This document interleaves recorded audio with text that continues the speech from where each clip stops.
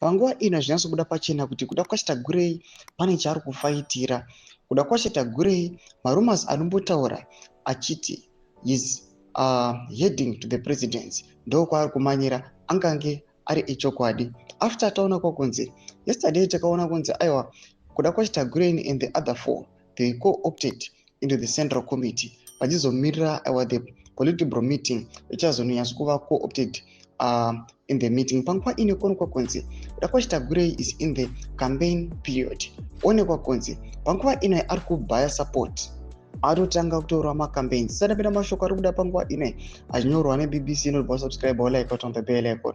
This Zimbabwe inopost pictures awa amona Tagwirei achidonata aiwa hupfu narice nanasalt nezvimwe zvakadaro. Panguva ino ibudanyira chiti Tagwirei already on campaign mode.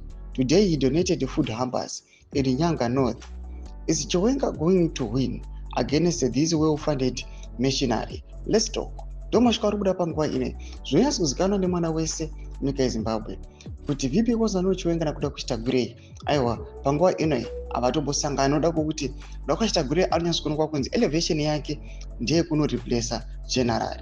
And panguva ino anyatsozikanwa kuda kwacho Tagwirei munhu anozikanwa kuti ane mabusiness ake, munhu ane mari dzake.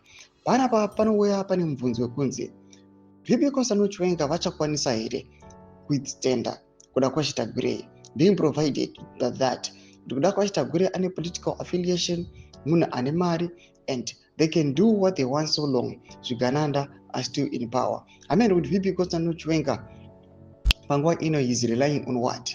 Being provided kuti vipi kwazano Chiwenga, as we can see, he has been weakened.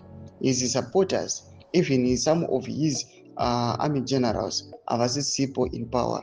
Tudze mafungiro enyu mati kudei pamusoro pezviitiko izvi zviri kuonekwa kunzi aiwa kumacongress kuchaendewa, especially the 2027 congress. Changu kumira zvakanaka.